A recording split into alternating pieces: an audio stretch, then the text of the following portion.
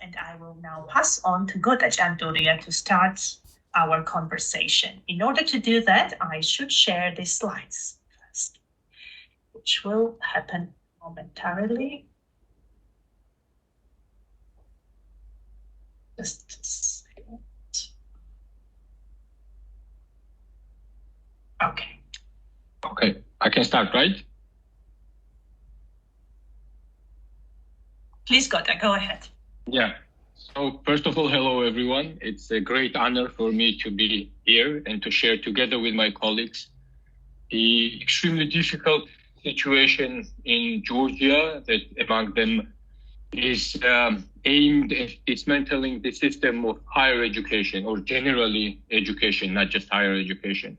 First of all, I would like to express my sincere gratitude for this opportunity to Ms. Maya Changseliani, our dear friend, and I would also like to congratulate her on her recent recognition by the university. It was a great thing, not for her, but for all of us. As for today's topic, we've gathered here to discuss education-related issues that the so-called government is intended in Georgia, but it is important to understand the broader context in which these changes are taking place, right? So this is what I intend to share with you. As you know, in 2024, following the rigged elections in Georgia and then the subsequent statement by the Prime Minister, Georgia would postpone the EU integration process. And this was followed by mass protests across the country, right? And since then, we've seen hundreds of political prisoners, along with adoption of highly repressive laws that restrict the activities of civil society, media, political parties, everyone basically, right? New laws have also severely limited freedom of expression. People are being detained simply for standing on sidewalks, right? In my own case, for instance, because of marches and because of the protest, I was being fined with $500,000 lari, 500,000 lari, approximately. So in this context, when nearly all institutions have already been captured, the education system remains one of the last sectors that the regime seeks to fully subordinate. Therefore, this process is purely political. It has nothing to do with the access or quality or labor conditions of education, right?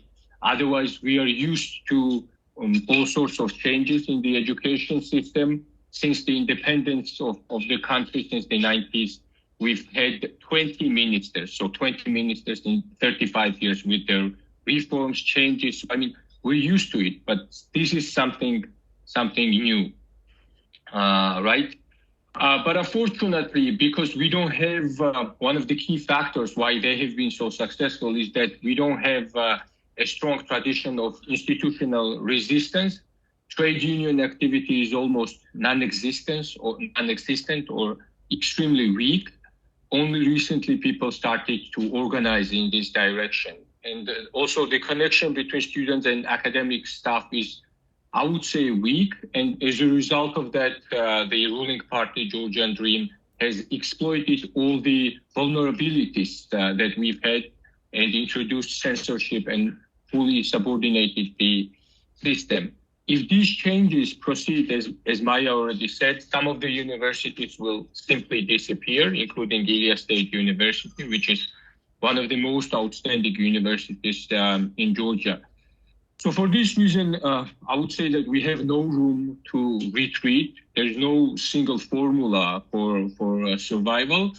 And for me, the only path forward is obviously resistance, organized resistance, political resistance. And that is why I, for instance, co-founded this movement for social democracy that brings the leftist ideas that have been marginalized for decades in Georgia. Obviously, in this context, the role of friends and international colleagues is extremely important, and I would also urge you to be active and to increase pressure on the Georgian government. Thank you very much. That was shortly about the background. Thank you, Simon.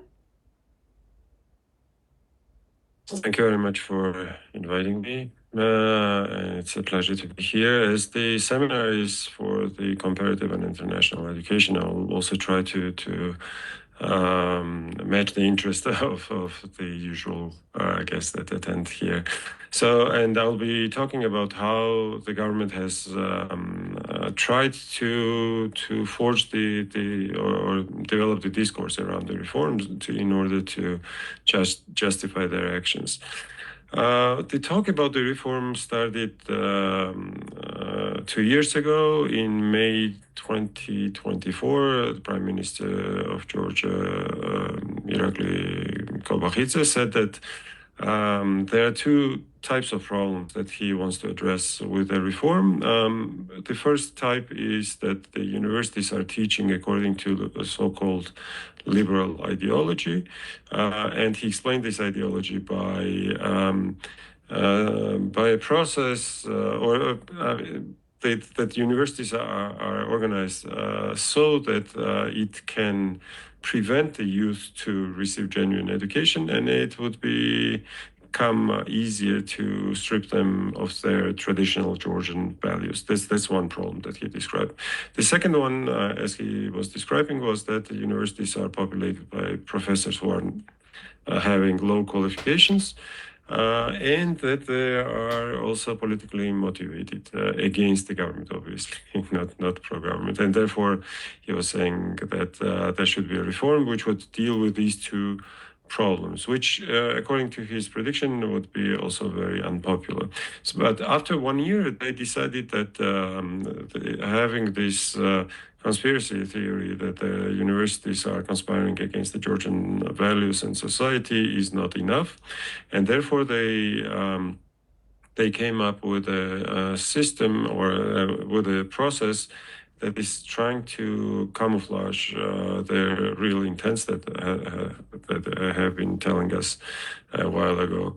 So these reforms are justified through using three discursive strategies. First, the government simulates that there's a rational decision-making process. For example, they first presented a so-called concept paper, then they simulated the discussion of this concept paper. The concept paper is, for the listeners to understand, it's like 3-pager, which says something about the problem, something about solutions.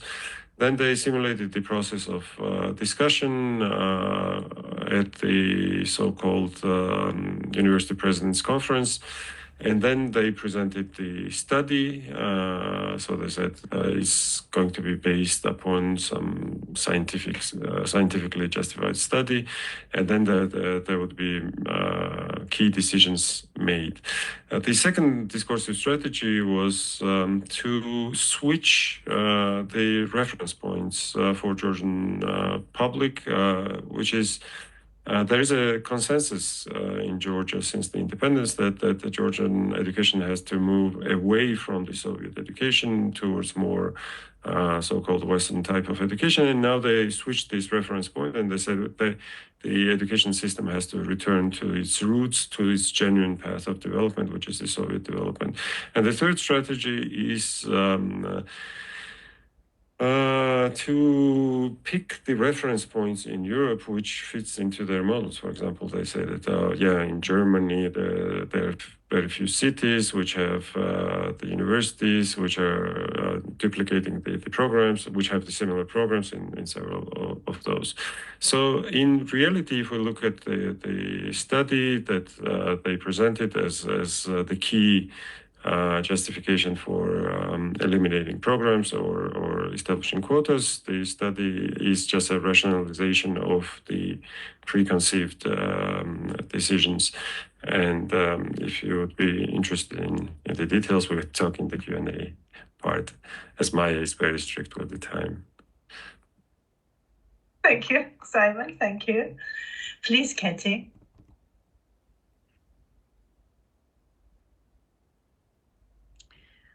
Thank you, Maya. Today, I will be talking about the condition of autonomy and academic freedom at Georgian universities. And while I will explain the dramatic processes in this regard, I will also explain a little bit of where, as a researcher, I'm trying to find the hope in this situation.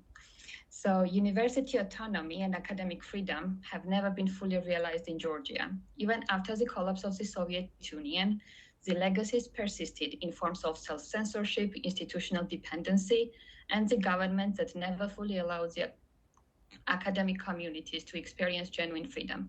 Over time, this limited condition became normalized. What existed was widely perceived as guaranteed autonomy until the recent reform disrupted this fragile equilibrium. At the center of this reform lies the principle, one city, one faculty, the most damaging node in Georgian university ecosystem. It was introduced as a firm political decision, effectively self-granting the government the autonomy and authority to control and reallocate university properties, academic fields, human resources, and governance structures. This principle is implemented by legal amendments removing from the universities the authority to define their own academic programs and determine student enrollment quotas, areas that were previously central elements of university autonomy. The law further restricts scientific activities only within the academic fields officially allocated to them by the state. In other words, a university may pursue the knowledge only within the boundaries defined by the government. The legal framework also permits the government to reorganize universities directly and to centrally appoint university leadership and collegial governing bodies, including the academic councils. Next slide, please. One of the key mechanisms used to dismantle the autonomy is the sequence and the velocity of reforms implementation. The decisions are announced publicly as already final. Meetings with universities follow only afterwards, manufacturing the appearance of engagement. Legislative changes advance at such speed and with such contradictory demands placed on ministry itself and the universities that the system is overwhelmed by both the pace and internal incoherence. The problem of autonomy, therefore, extends beyond universities themselves.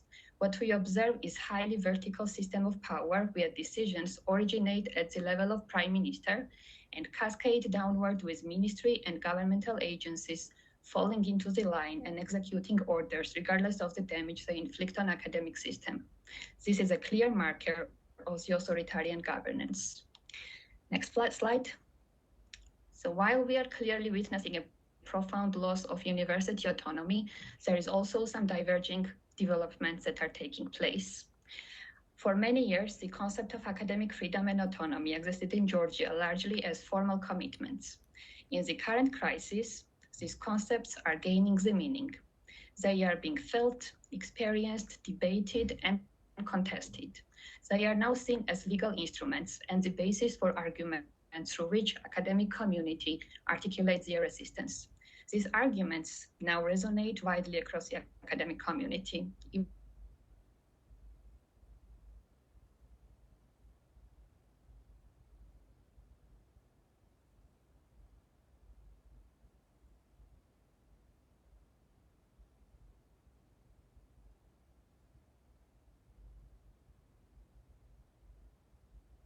Katie, I do not hear you anymore. Do others hear Katie?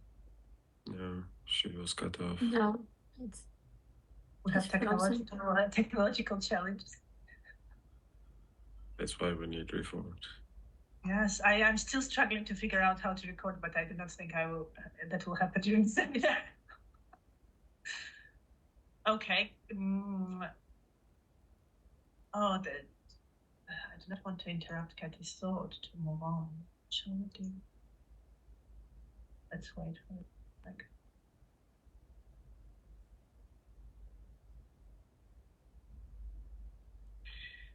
Okay, shall we move on, Leila, and Katie may finish her thoughts maybe when she comes back, okay? Sorry. Sure.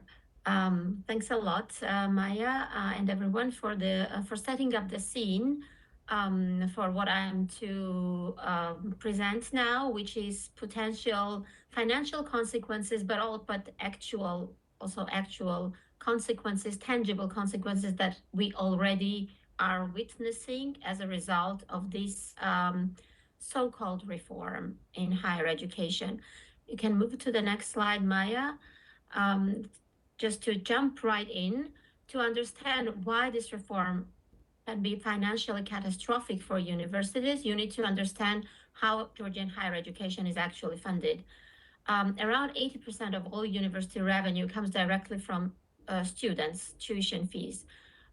There are no stable, sustainable, significant institutional budgets. So universities receive per student vouchers, and with students gone, universities have no income. It's that direct. No student, no income.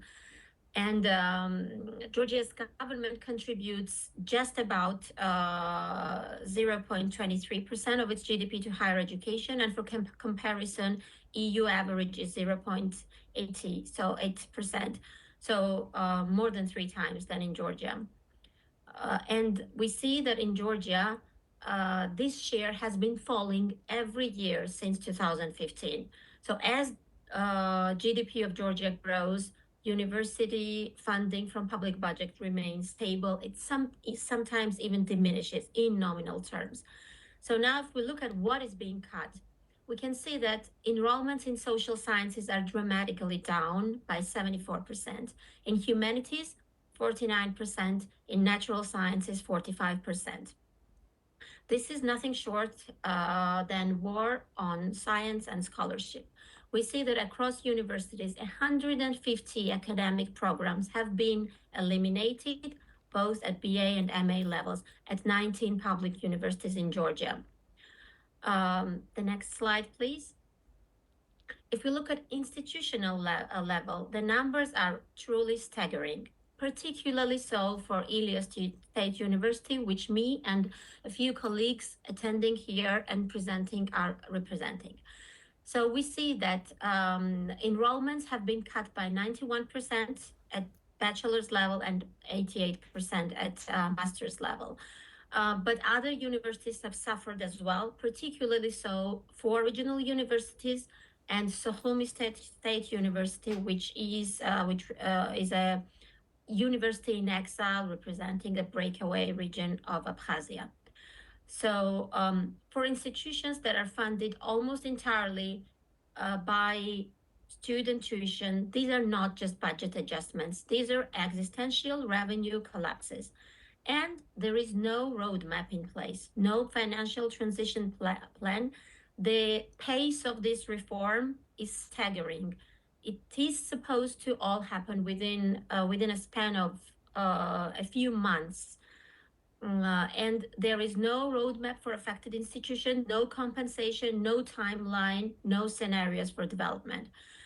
What has been announced is free education for all public university students, but no funding model has been published to explain how universities will be paid.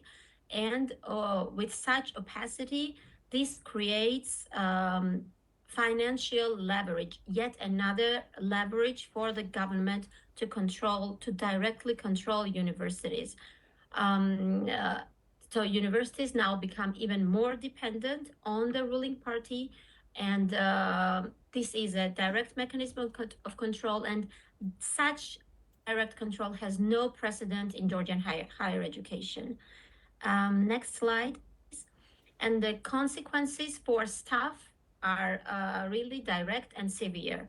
When a program is abolished, the posts attached to the program are also bound to disappear. There is no workforce transition plans, no redundancy framework, no redeployment mechanism. The staff across every public university face September 2026 with no guidance of what happens to them.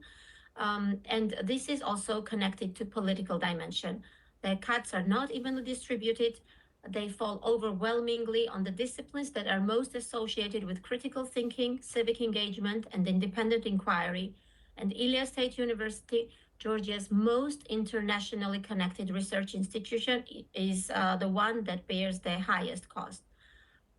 The rational response for a lot of professors and academic staff is to remain in silence. Self-censorship, in this case, might not be paranoia, but it might be reasonable calculation on the part of staff. Academic freedom does not only require the absence of persecution, it requires the presence of institutions, programs, and positions in which knowledge can be produced and transmitted freely.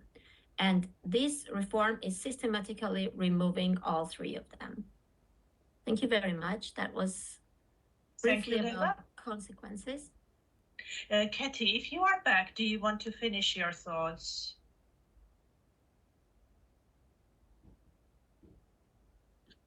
I'm sorry for the disruption. That's okay. Because by electricity and well, I just wanted to say at the very end that even the discussion about the academic freedom and autonomy now resonates with much wider audience than it was before. And even the professors from the technical fields and technical universities who once believed that this was only the matter of the social sciences have been making the interviews and public statements demanding the autonomy and academic freedom. So what we are observing is that these concepts are gaining the meaning and they are becoming the tangible. And this is happening precisely in the moment when they are taken away. So it depends on all the circumstances that are taking place, at which equilibrium we will keep these concepts tangible and useful. Thank you. Thank you so much. And now it's Stephen Jones, who is unfortunately unable to be with us, but he prepared his intervention as a recording. Hello, everybody. I'm sorry I cannot be with you today at this very important global public seminar dedicated to the crisis among universities in Georgia, which Maya Chak-Saliani has organized. And I'm very pleased to be part of it, although unfortunately I cannot actually be at your seminar today. But I would like to contribute. What we are witnessing in Georgia today is Georgian Dream's attempt to consolidate power through what Noam Chomsky called the manufacture of consent. Walter Ulbricht, the leader of the German communists after World War II, had the same idea. Controlling education, he told his communist colleagues as they divided up the ministries, was more important than the economy for sustaining communism in East Germany. Education is the ultimate weapon for an authoritarian state. It establishes obedience without coercion. Georgian Dream is not unique in this respect. Michael Foucault argues all states use education to regulate their citizens. But Georgian Dream understands that survival depends on controlling all public and institutional spaces in Georgia. Ending academic freedom and university autonomy is a logical next step for the Georgian Dream. Its leaders, I believe, are terrified by the prospect of student revolt evolving into a larger Maya, I social think uprising. only the speakers can It's happened hear. before in many The other audience cannot countries. hear the video.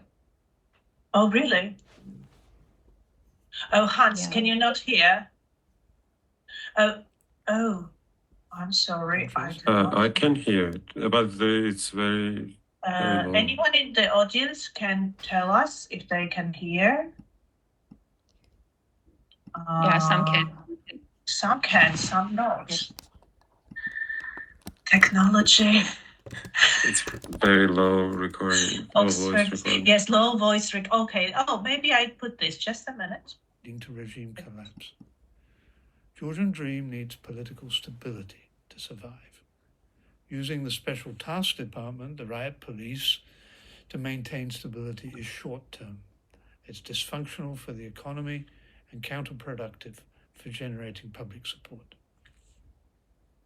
State direction of education from elementary to university level is the explicit goal of the recently introduced national reform concept for higher education. It is part of a comprehensive ideological assault on liberal or Western values. It is connected to every other policy Georgian Dream has introduced to silence dissent and exclude potential challenges to its power. It is part of what Anne Applebaum in her book Autocracy, Inc. labels an autocratic regime's, quote, survival package. The goal is not to broaden access or provide greater resources for higher education. That would be a threat to Georgian Dream, but to decapitate Georgia's liberal elite. The system envisaged by the national reform concept is an educational arrangement sufficient to generate human capital to run the economy, supervised by the government and its Department of Education and Science. The national reform concept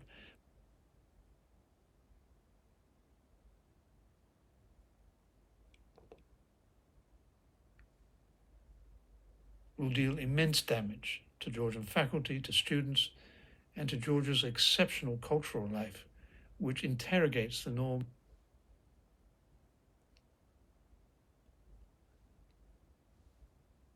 laid down by the powerful.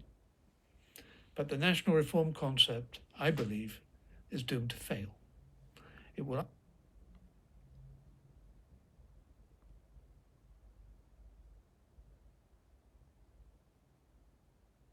undermine the intellectual resources that generate economic growth for a small state like Georgia. Even the Soviet Union, with all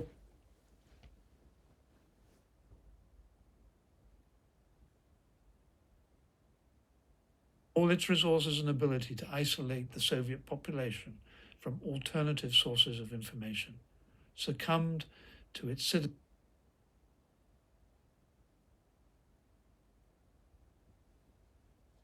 who demanded autonomy and self-government. Every element of this national reform concept will generate corruption.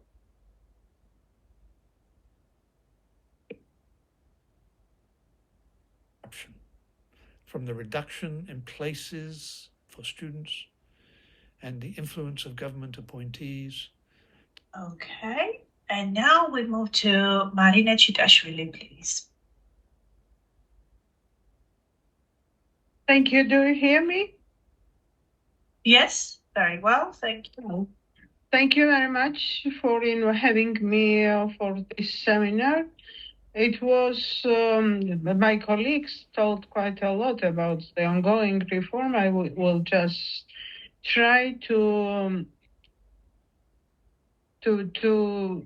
highlight how inconsistency what is written in the reform's 3 pages document and how it is done in reality.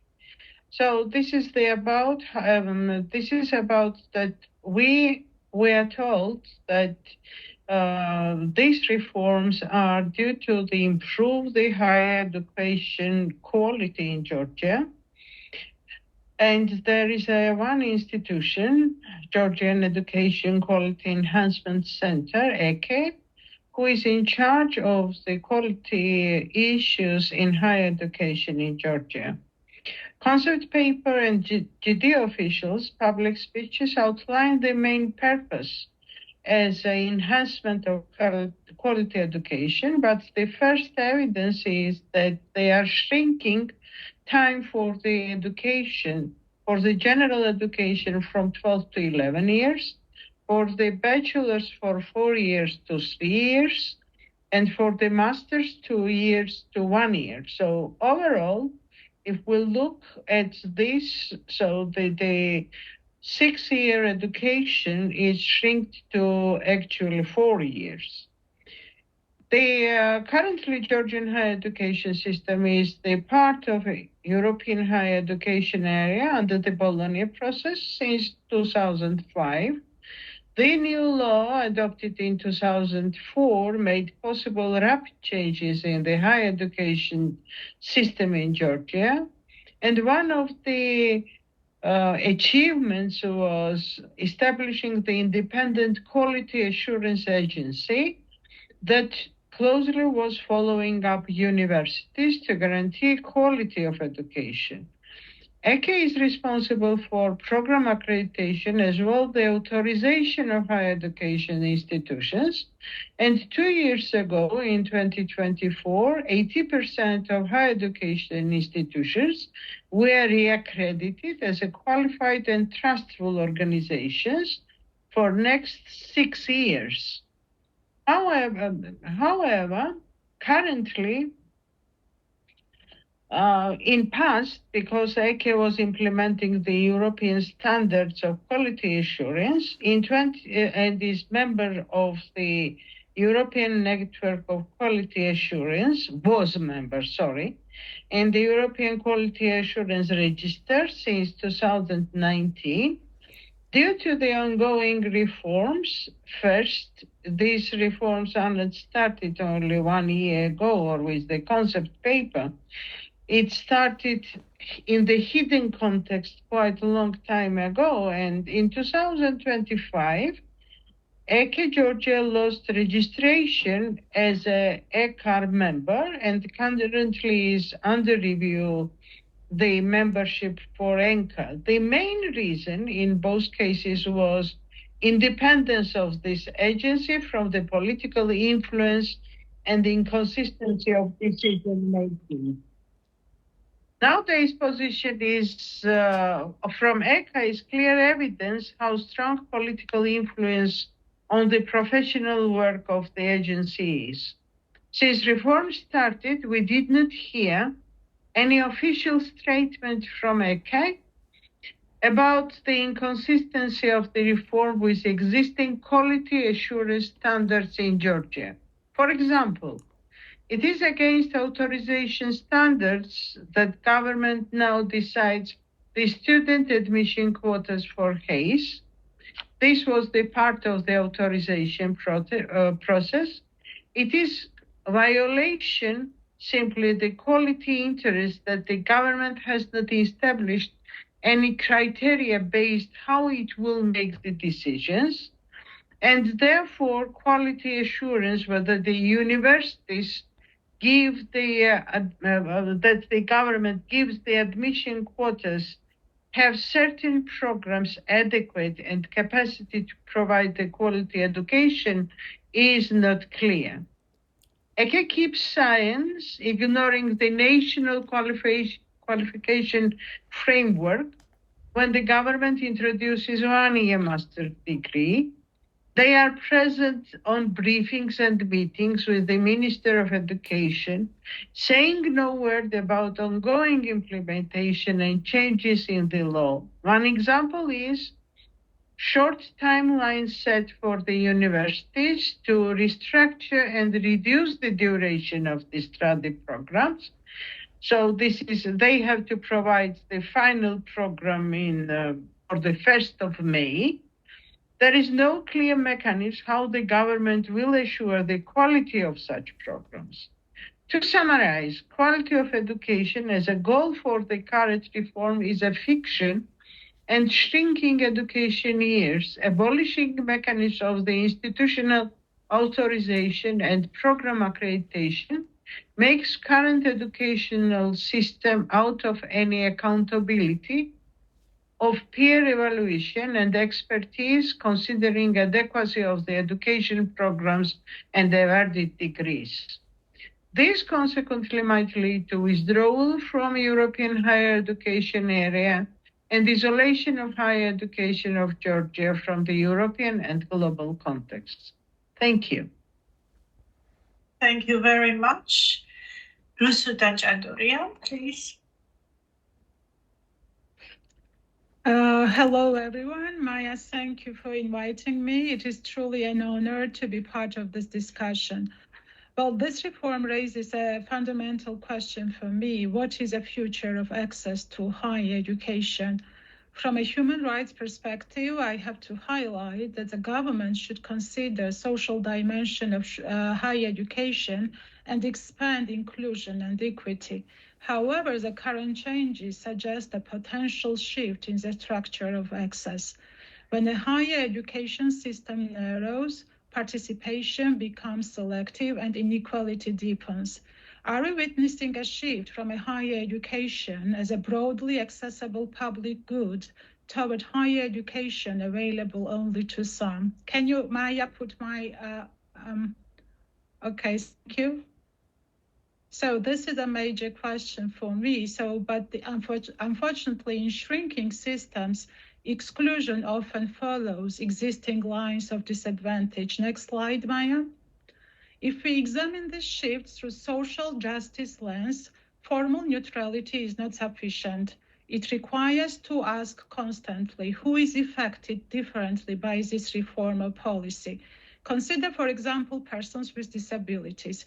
The reform's one city, one faculty model assumes that students can relocate freely, yet outside Tbilisi, infrastructure is mostly inaccessible. For many students with disabilities, relocation is not just a logistical choice. It will require accessible housing, accessible transport, continuity of medical services, assistive technologies, and reliable support networks. When policy design, however, assumes conditions that not all students share, it can deepen existing inequalities.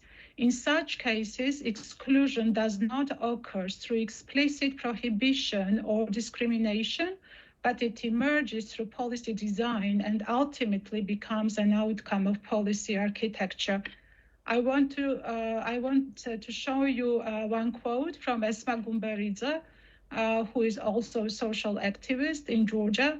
So I have to highlight that when discussing access to higher education for students with disabilities as any other, we must remind the governments that university education cannot be reduced to labor market outcomes.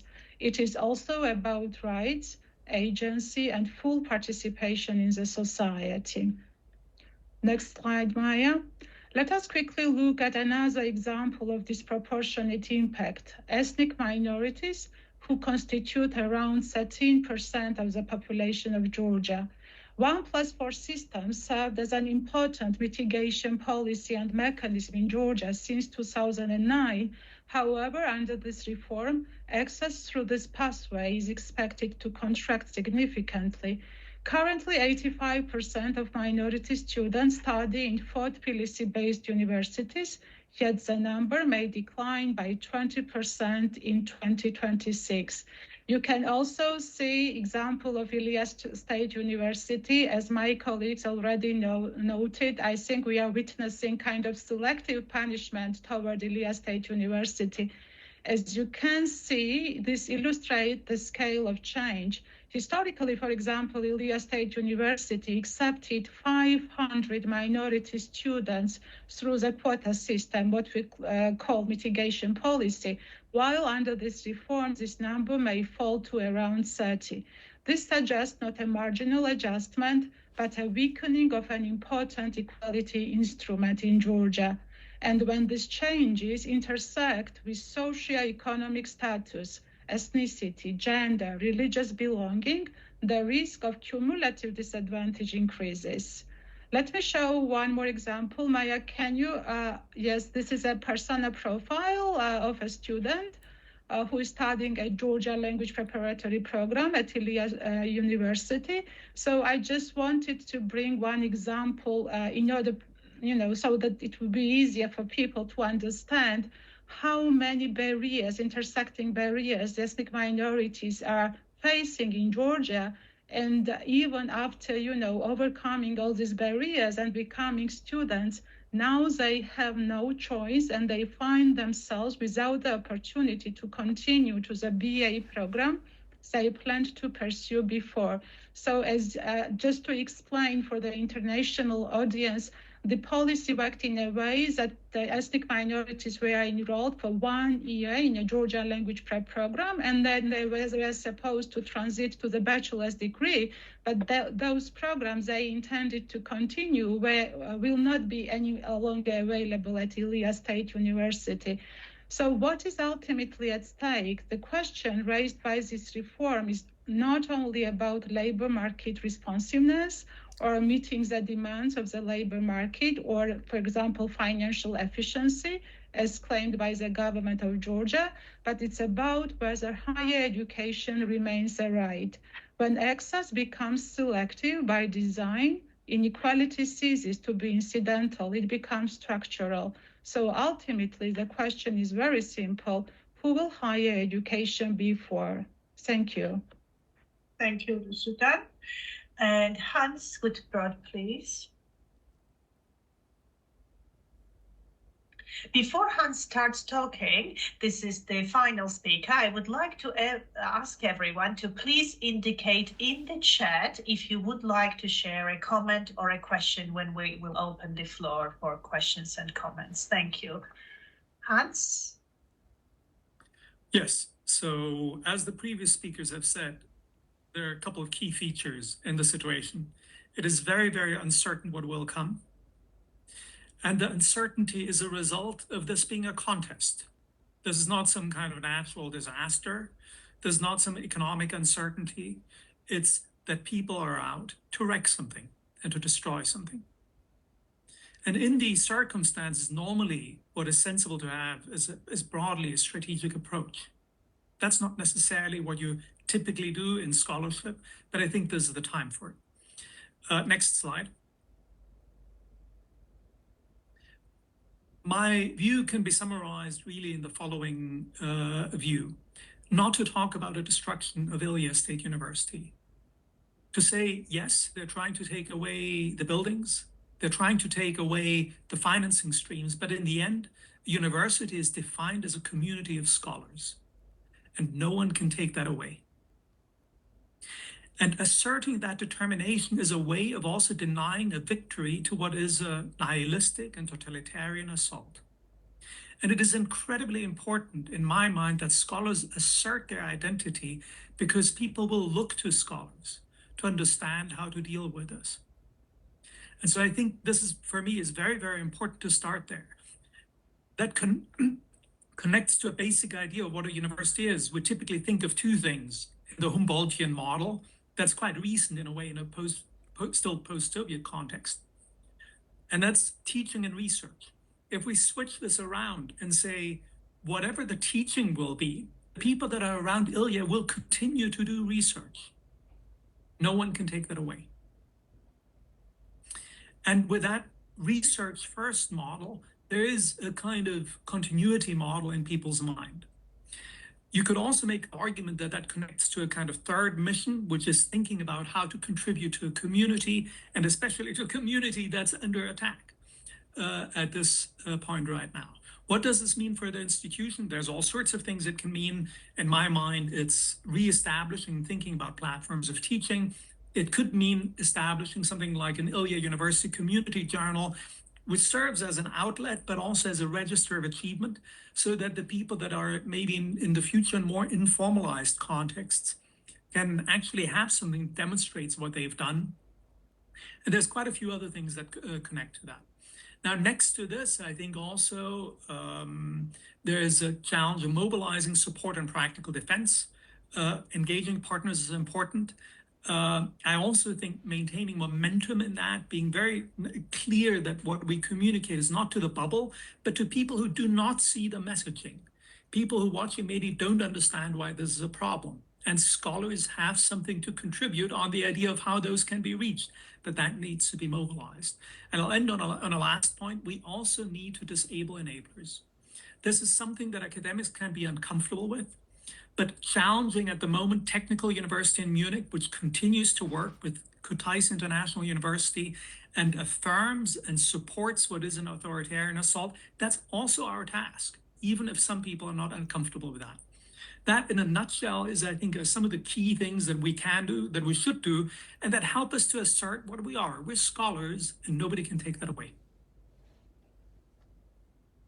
Thank you so much, Hans, and everyone, all our speakers. That was a truly illuminating series of interventions. So thank you so much, especially staying up so late in Georgia and preparing these talks. I am terribly sorry that we are not able to record this. Maybe we should meet again to record. So I have now been talking to our IT and discovered that actually I need a separate authorization for every seminar to record, which is a new bureaucratic measure. Which I was not aware of. Now, let me open the floor to questions and comments. I saw one hand up, which I do not see anymore. Does anyone want to come in with questions or comments at this stage? Please indicate. Ramil, please come in. I saw your hand earlier.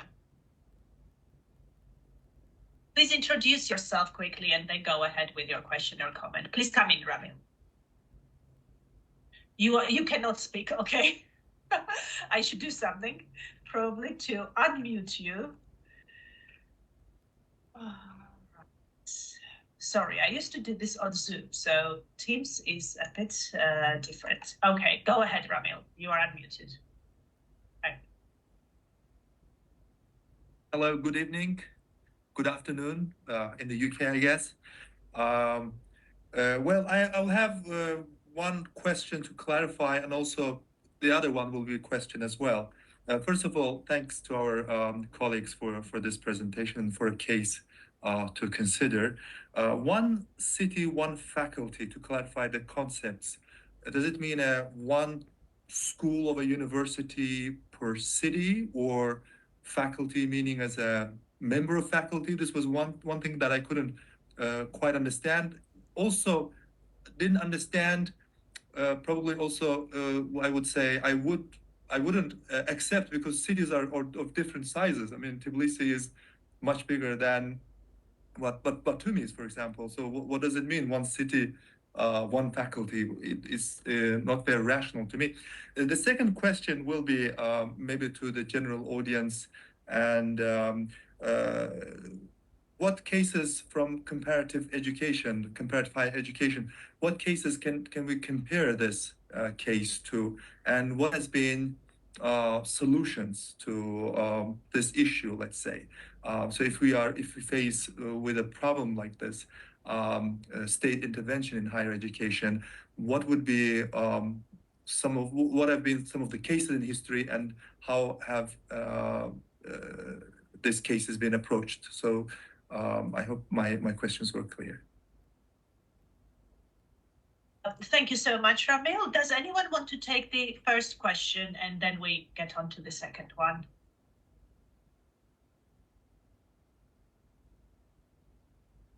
Siko, please go ahead. I'll try to explain. It is confusing concept. It's one city, one faculty, and it means that in each city there should be only one public university, or state university, as we say, which provides a program which is not duplicated in another state university of the same city. So, for example, there were 4 state universities that used to run the program in law, which was like Tbilisi State, Ilia State, Sukhumi State, and Technical University. Now only one of those is allowed to have the law program. That is the idea. Thank you so much. Does anyone from the audience want to, or from among the speakers, want to share a comparative example of this, of a similar reform in another context, very briefly? Okay, let's people think about this. I will read Luis Sandro Zarandia's question, who asked me to read as they cannot speak. If it is self-explanatory why Georgian Dream want to mute Ilia and its European vision, why Sukhumi University is particularly targeted by those reforms? Does anyone want to address that, any of the speakers? Leila, did you go ahead? Yes, as I understand, so that there are no questions about Ilia, and everybody understands pretty much why Ilia is targeted. As for Sukhumi, I mean, formally it falls under targeting Sukhumi, also falls under one faculty, one city approach, because Sukhumi, it's a university from Abkhazia. It's a university in exile, which is based in Tbilisi. So physically it is in Tbilisi. So what the government is saying is that since there cannot be duplication of programs in public universities in one city, so Sukhumi, a lot of Sukhumi University programs are also eliminated because they are offered by Tbilisi State University. However, there are also doubts and suspicions that these two can be strategic or deliberate, because Sukhumi University is the symbol of symbolic indication of the fact that Abkhazia, Autonomous Republic of Abkhazia, is not recognized as an independent country. It's a self-recognized republic, and having universities still as independent Sukhumi, representing Sukhumi, not Tbilisi, has a symbolic value that Abkhazia is still part of Georgia, so that it can be perceived as somehow targeting or attacking that notion that that this is not an Abkhazian University of Abkhazia, but another university in Tbilisi. So that could be perceived as such. Thank you. Comment on Marina, would you like to? No, I simply wanted to add that I think that we have to look on this reform in terms not only ILIA or some other universities, but what Georgian Dream reform is doing, it is simply ruining the higher education in Georgia. And it's about all the universities, it's about the system, because after the graduation, it does not mean what you have been awarded, what type of degree. This degree is not comparable to anywhere. And it goes to the global context of the politics that they are introducing since 2020, I would say since 2020 and then 2024, the way to the isolation of Georgia from the civilized world or the global context. And concerning the Sukhumi University, it is the only one, let's say, way, not one way, but one side, what Lela said, and it has the political context, but coming from that, let's say, predisposition, what Georgian Dream proposes as a higher education reform, buildings, money, and so on, and so shrinking the finances. So the main purpose would be here that if they will allow Sukhumi State University to have all the programs, so then they had to increase the budgeting of Sukhumi State University. And they simply do not want to do that. So all this is coming to the shrinking the finances from the education and particularly from the higher education. And they do not think about the country, about the development, and about the education as a main tool to build up the knowledge-based society. Thank you. Thank you. Rusa, did you want to come in? Yes, I want to respond very briefly about comparative cases that the question asked earlier. So as far as I know, we've been, I'm also volunteering under Education Threat Movement. So I've been working on several brief notes and policy papers. So what I've seen is that there is a comparative cases in Hungary, especially. Orban introduced lots of, initiatives to suppress academia. And to reduce university autonomy in Hungary. For example, public universities were transferred to foundations controlled by politically appointed boards, as you know, and institutions also perceived as critical of the government. So they face increased pressure as far as I know. The prominent example was the situation of Central European University, which was effectively forced to relocate most of its operation to Vienna. Probably you've heard about that. And another example, I think, which is relatable and to Georgia's situation is Turkey, particularly after 2016, when the government centralized control over universities and began appointing rectors, for example, directly, while thousands of academics and faculty were dismissed from the universities. So, and as the international, the literature says, it's very kind of, natural for the authoritative regimes because they, my colleagues mentioned about this, and I think it was recorded in the videos that it's the major kind of, purpose of this reform is to silence academia. Goda already talked a lot about the political context. My slot was about, focusing on disadvantaged group. However, I also believe that the purpose of this higher education reform cannot be acceptable. And that's why there is no room to improvement. you cannot improve something when the purpose is to undermine higher education system at all, as Professor Chitashvili noted.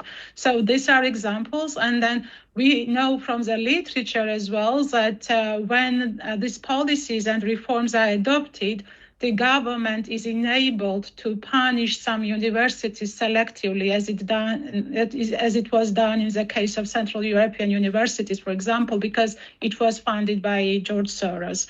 So these are cases, and I also want very briefly to respond why Ilya has become a target. I have just one very brief sentence and the conclusion on that, because Ilya State University is a free university in its essence, and it has the only rector who has been appointed really, by the faculty and not by the government of Georgia.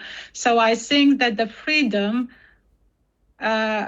is not in alignment when you have, the shift toward authoritarian regime, and that's why Ilyas State University has become the target of this so-called reform. Thank you.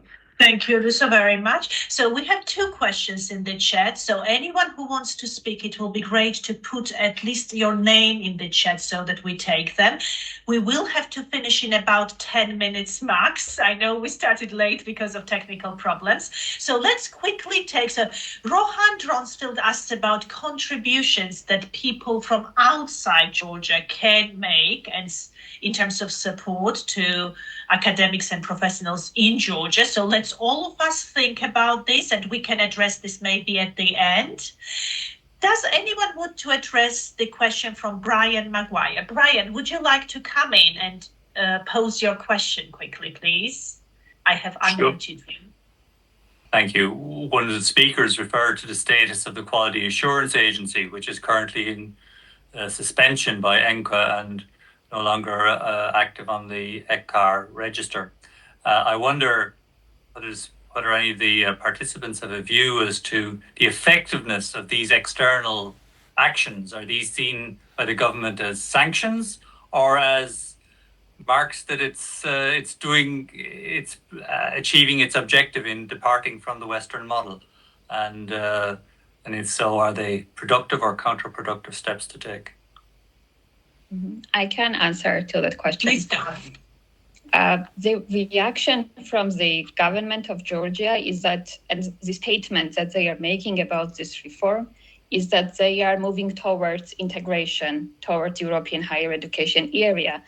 And when the Quality Assurance Agency lost the ECA registration and changed the status of ENQA as under review agency, they made the statement that they will make efforts to reintegrate again and be aligned with European standards and guidelines. And they made some formal amendments in the law on educational quality enhancement. However, what we see in practice is not really moving towards that. So basically what they are stating in the public statement that they want to move towards the more harmonization with European standards. What is happening in reality is completely the different. So they also requesting the focused review from ENQA to double check the independence of the agency, which was conducted, I think, just 2 weeks ago, but I'm not sure how the agency informed the review team about the updates in the law, which is completely against the quality assurance standards that they are evaluating, because the areas that we are in the quality assurance standards of institutional accreditation is now taken away and is defined centrally by the government without any criteria which jeopardizes the quality and compliance with the standards. Thank you so much, Katie. Vegwa, would you like to come in to ask your question?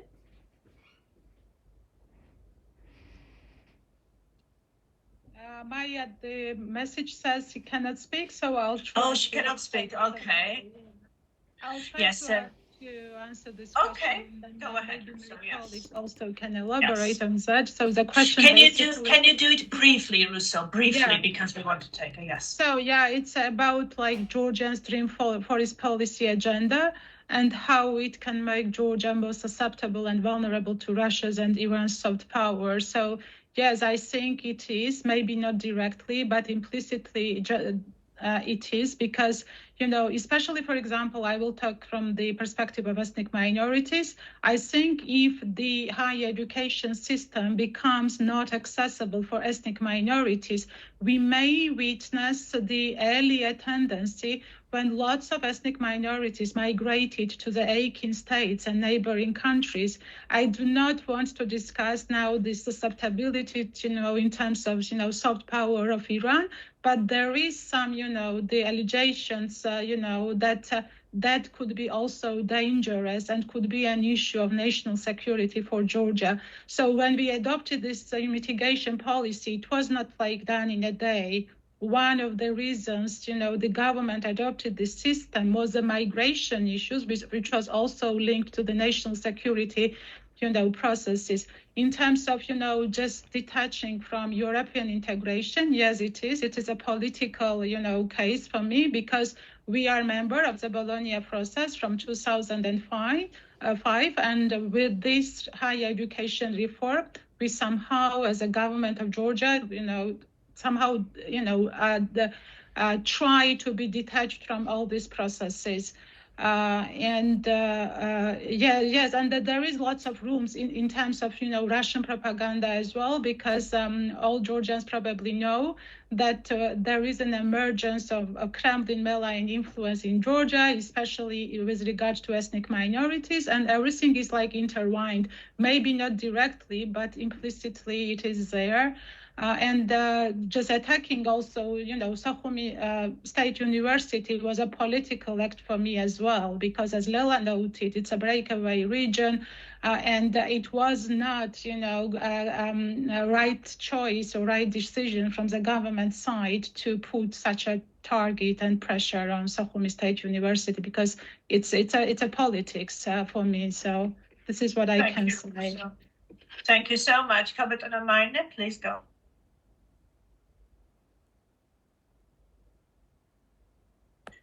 You are muted. Very short comment. Today there is already advertisement that 600 Russian universities are waiting you. So the only meaning it was the in the social media advertisement for the Georgians, meaning the Georgian citizens, I guess for the other citizens too. So this means that closing the door, that is the European higher education area or the global context. So it is the push to the Russia who provides the new arena for the education. What type of the education is a different question, and I won't go to there. Simply the first advertisement is already here. That was all what I wanted to say. Thank you so much. Hans? Yes, there was one question by Diana on what can one do. My own sense is there's a lot of things people can do. And the switch is a little bit, so a chunk of just the way the debate worked is that people are on Facebook and it's useful and it's very informative, but it's gotten lots of people also into the habit of doing things for 10 minutes. And typically where you start reaching impact is in 10 hours. And so there's lots of things, if you're looking to do something as a student, there's lots of things you can do in terms of advocacy and doing a little bit of research around sample cases in comms. And importantly, if you're an outside partner, I think the solidarity has really been great. But there will be a really practical question on how you can help scholars who cannot afford to teach out of enthusiasm without finances, allow them to sustain, and how then there might be questions of joint research or kind of co-teaching, co-certification. So there really are concrete things, and I think it's important to move the debate forward also into towards concrete debates. That wasn't towards concrete actions. That wasn't the focus today, but this is where from April, May onward, the focus really needs to be. Thank you so much, Siko. very quick remark about the comparative side of it.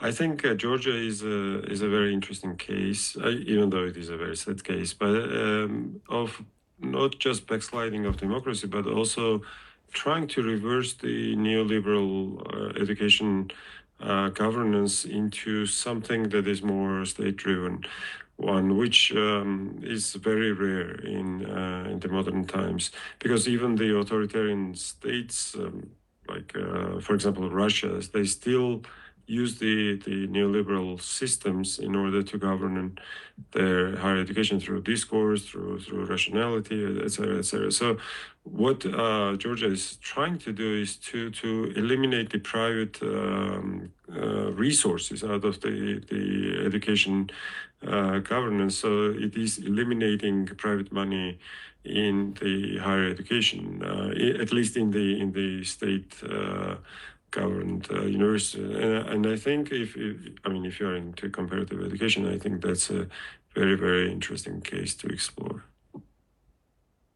Thank you so much, Simon. I think we have addressed almost all questions. If anyone wants to make final comment or share final thoughts from the speakers or from the audience, this is the right moment. Okay, then I would like to thank everyone. Deep gratitude to our speakers who came together at a short notice to make this happen. And thank you everyone for coming in and contributing to this discussion. The situation in Georgia is, as I said at the start, deeply troubling, this restructuring, and it will have serious consequences for how universities are governed, how students access education, how knowledge is defined and how it's taught. It has just deeply, deeply problematic implications for everyone in the society, not only those directly linked to universities. And this situation in Georgia invites wider reflections on how fragile academic self-governance becomes when state authority moves decisively into the internal life of universities. On this rather pessimistic note, but with some of the thoughts on what we can do, as Hans shared them at the end of his presentation, and probably everyone shares the sentiment that we need to continue working together and supporting each other, I will say goodbye and again, thank you very much for everything that you do in Georgia, especially colleagues among speakers and in the audience that you do on the daily basis to critically engage with this reform. Thank you. Bye-bye.